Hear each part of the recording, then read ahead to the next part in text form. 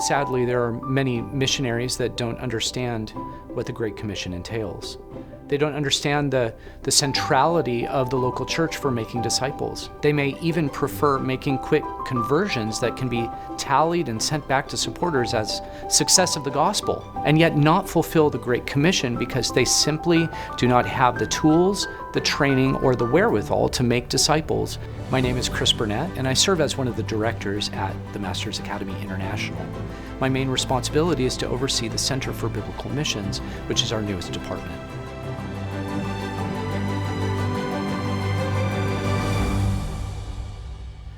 What we've found is that churches come to TMAI not simply to learn about pastoral training internationally, but also how they can train their own people, whether that's domestic or international.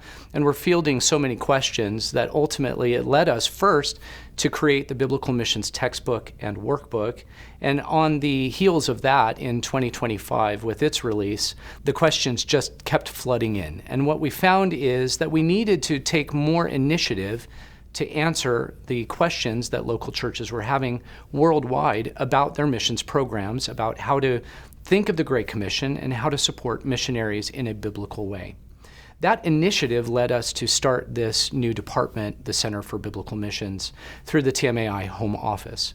So we exist simply to serve the churches with resources that will help them get to those fundamental answers that they need because of the problems that they see that exist. And any way that we can do that, we want to do. And so we're developing more and more resources to help them with opportunities to consult with them as they come to us for live interaction. When it comes to the Great Commission, we understand the importance of teaching others as disciples so that they can follow all the commands of Jesus.